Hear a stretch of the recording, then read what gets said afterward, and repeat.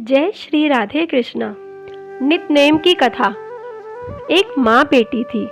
वह प्रतिदिन नित्यनेम की कहानी कहा करती थी। एक दिन बेटी ने कहा, माँ मैं नित्यनेम की कहानी कहूँगी। माँ बोली, बेटी ससुराल में कौन तेरी कहानी सुनेगा।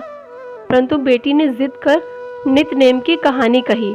उसकी शादी हुई, ससुराल गई। वहाँ वह सबसे कहती कि मेरी कहानी सुन लो, परंतु सभी कोई ना कोई बहाना मारकर उसे टाल जाते और कहानी ना सुनते, जिससे वह भूखी रहती। एक दिन पड़ोसन बोली, मैं तेरी कहानी सुनूंगी। वह आती, कहानी सुनती और बहू खाना खा लेती। एक दिन ननंद ने अपनी माँ से कहा, माँ भाभी हमारे कहने पर तो खाती नहीं, परंतु पड़ोसन के कहने पर खा लेती है। माँ ने कहा कि तू उसे मना कर दे। उसने वैसा ही किया। बहू ने अपने पति से कहा तो पति ने कहा कि अगर माँ मना करे तो मत जाना। अब माँ ने भी मना कर दिया। अब तो कोई उसकी कहानी नहीं सुनता और वह भूखी रहती। एक दिन ससुर ने सास से पूछा कि बहू ठीक तो है। सास ने कहा, ठीक तो है लेकिन खाना नहीं खाती। ससुर ने कहा, घर के काम करते करते थक जाती होगी तभी नहीं खाती होगी, उससे घर के काम मत करवाओ। सास ने कहा, काम ना करवाने पर भी वह नहीं खाती। धर्मराज का आसन डोल उठा।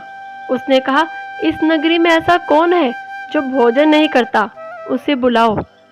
स्वर्ग से विमान जब बहू को लेने आया तो सास बोली, बहू मैं तेरे साथ चलूंगी। बहू ने कहा, आपको तो बहुत काम था, मेरी कहानी सुनने का समय ही नहीं था।